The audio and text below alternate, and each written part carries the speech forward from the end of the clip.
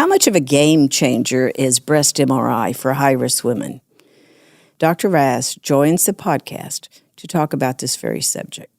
He'll explore why MRI is crucial for early detection and how it compares to mammograms. Dr. Raz talks about the difference between an MRI and a mammogram and how they complement each other, but how very important MRI is to the high-risk woman.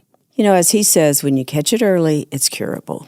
Join us and learn more about how this advanced technique is saving lives.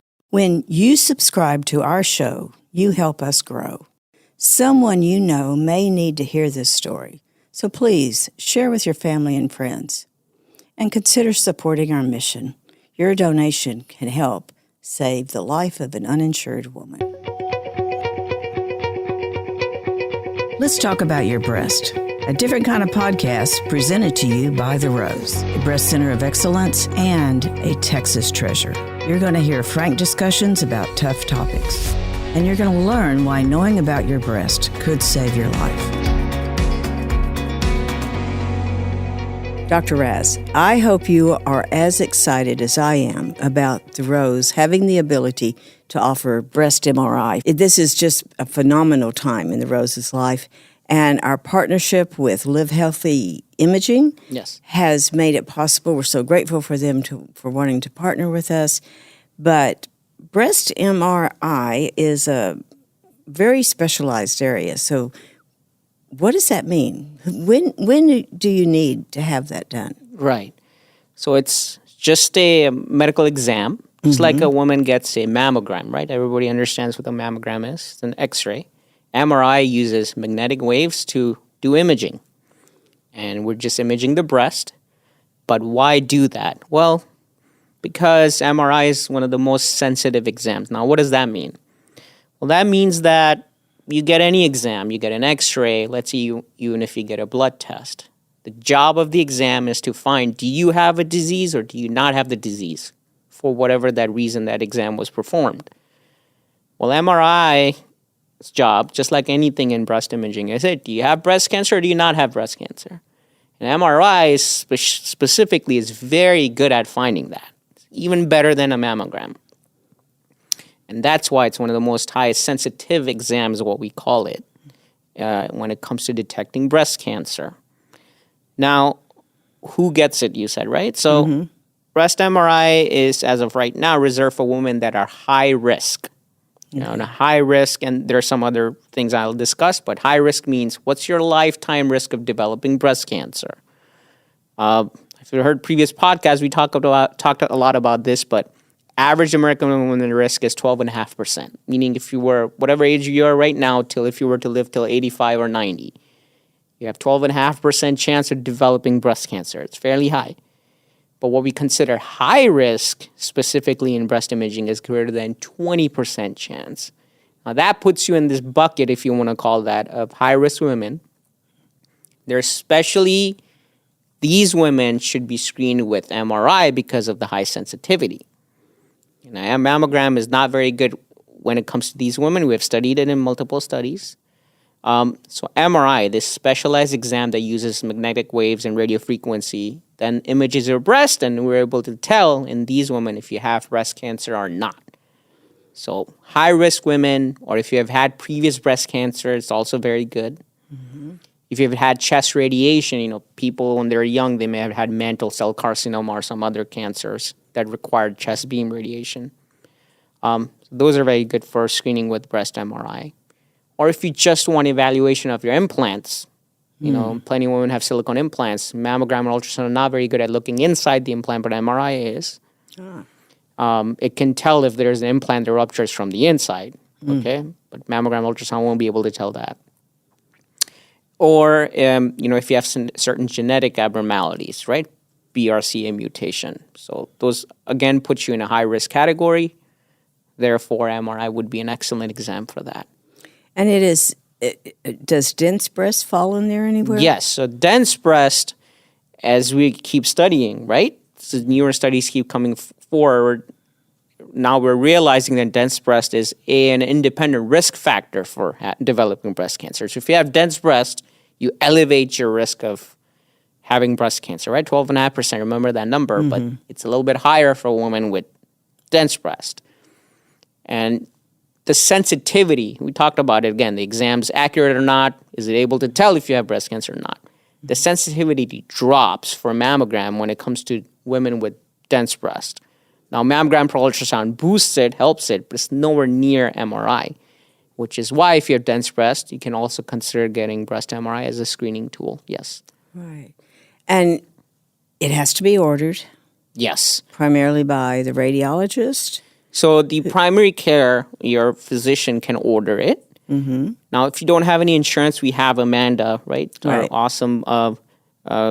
So she can also order it, do a good physical exam, and order it for you. Mm-hmm. So there are options. And again, if you have any questions, we can help here at Rose to get the order.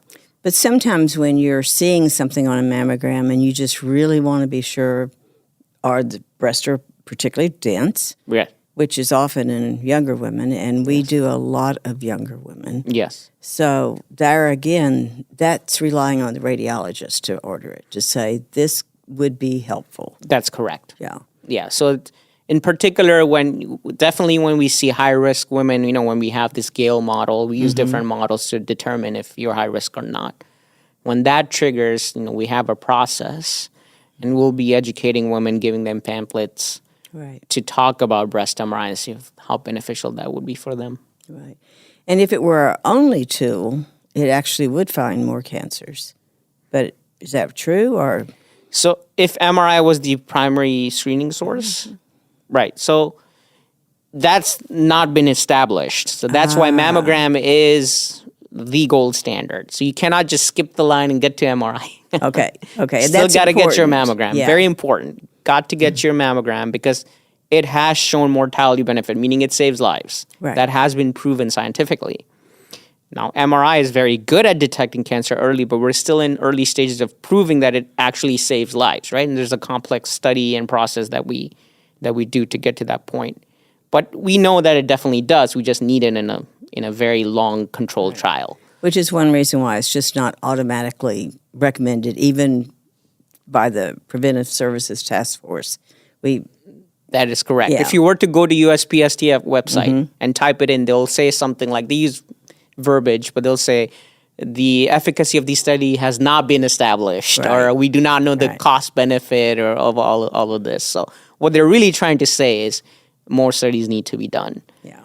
But of course, when it comes to cost benefits, that doesn't make sense to me. Life is worth it. But anyway, we want to warn folks that it's still being studied, even though we already know it's a benefits.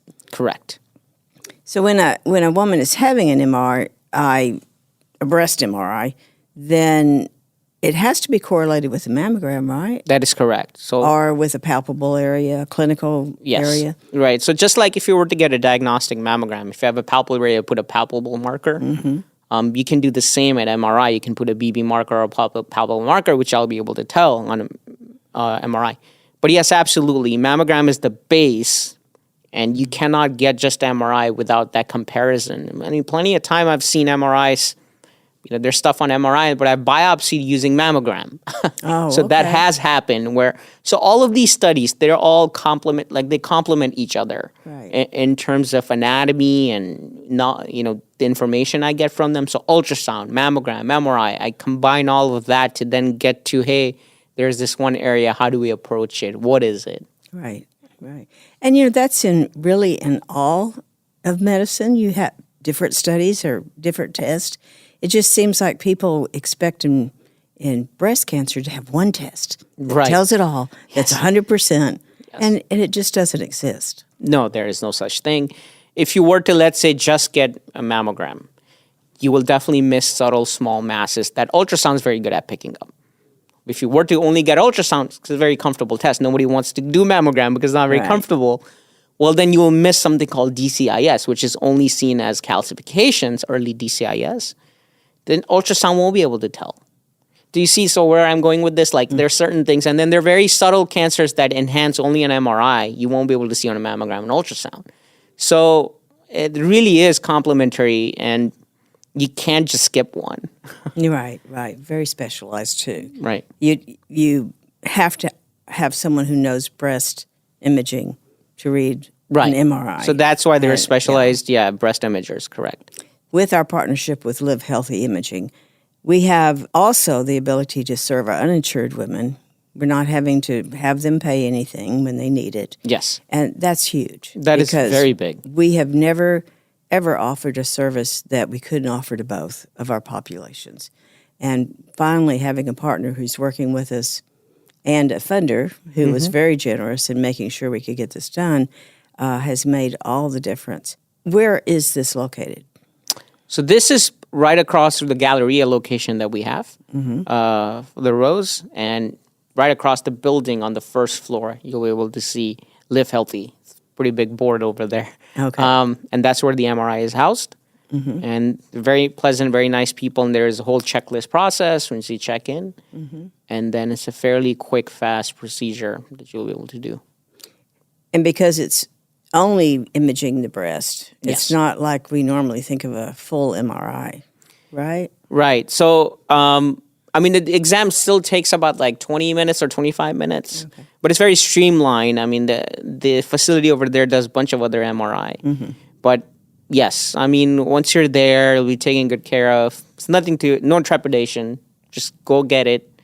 And then, I'll be able to read it. With some women who are high risk, it's established, they could benefit from mammogram, MRI, Yes. right? And they do it 6 months apart, or Yes. is there a certain... And that's a protocol that's pretty standard now. Correct. So Okay. many facilities do this stacked. You do MRI, and then 6 months later you get your mammogram, and after that, 6 months later you get your MRI. Right. And again, why do we do this? Because in high-risk women, there's this term called sojourn cancer, which just comes in between, right? And then we're trying to prevent that. Right. So even if you got MRI and then next MRI is a year later, well, then in between you have this mammogram and we will catch it. Or in between mammogram, you have this MRI, Right. which is a very sensitive study. It will catch that sojourn cancer. Right. So, And that happens. How That many happens. times do we hear, oh, I just had my mammogram, but... unfortunately, in high-risk women, it happens more often. Right. So which is why they're high risk, that this tends to happen and we're trying to prevent it. Right. Because it's all about catching it early. That is correct. Yeah. One more question. What should a woman expect? After she's had it, you read it, results go to her doctor, and do we do any other counseling with that? So, it depends if you're high risk or not. If you're high risk, then there's a certain amount of education, I think, that's needed for a woman to understand that, hey, you're high risk, that your lifetime risk is greater than 20%. That's very hard to understand. Right. I know we're doing our other genetic testing and Yes. we're identifying high-risk women. But, boy, you say that to a woman and she's going, it's a lot to take in right away. But, right, it's just like it's a risk assessment, basically. Right. It's not trying to say you will for sure get breast cancer or do you even have breast cancer right now standing in front of me. All it says is if you're compared to your peers, you have a little bit of higher risk of developing breast cancer. Now, obviously, when you hear that, there's a little bit of trepidation, but what you need to understand is you just need to screen more proactively. And you have to consider MRI, which is a very good screening tool, as a method to then screen yourself every year. And if you get just those bases right, I think you're in great shape. And, once you get screened, again, the whole thing, as you mentioned, is about downshifting or catching cancer early because the survival rates are so great. It's curable. it's curable. And which is why MRI is what we're talking about is for high-risk women, it just catches it early. It's Right. just a fact. And when you catch it early, it's curable. So just understand that fact, that despite you being labeled, quote-unquote, as high risk, doesn't mean you're going to develop it. Right. It's just you need to change the way we screen and be cognizant of your risk and just be proactive about it. And so we really want to stress this is covered by insurance. Correct. If you have insurance. Yes. And then we have a program that helps if you don't. Yes. And it's going to be open to anyone, really. But, of course, our patients are always our priority. Absolutely. Yeah. And just ask questions. Let's say you think you're high risk. Come ask us. Oh, yeah. We're going to tell you, yeah, sure you are. You're not. Don't worry. Just get mammogram. Or no, you are. Get MRI. So we'll help you. Yes. Really important because we know how complicated all this can be and not a little scary sometimes. It is. Yeah, we understand that part. Thank you so much for being with us. Thank you for helping us to understand MRI and high risk. And again, we're just excited to be able to do this for all of our patients. Very exciting times indeed, and outstanding collaboration with Live Healthy. Oh, yes. And just can't thank the donors enough.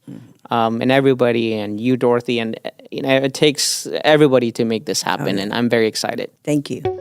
Thank you for joining us today on Let's Talk About Your Breasts. This podcast is produced by Speak Podcasting and brought to you by The Rose. Visit therose.org to learn more about our organization. Subscribe to our podcast, share episodes with friends, and join the conversation on social media using hashtag Let's Talk About Your Breasts. We welcome your feedback and suggestions. Consider supporting The Rose. Your gift can make the difference to a person in need.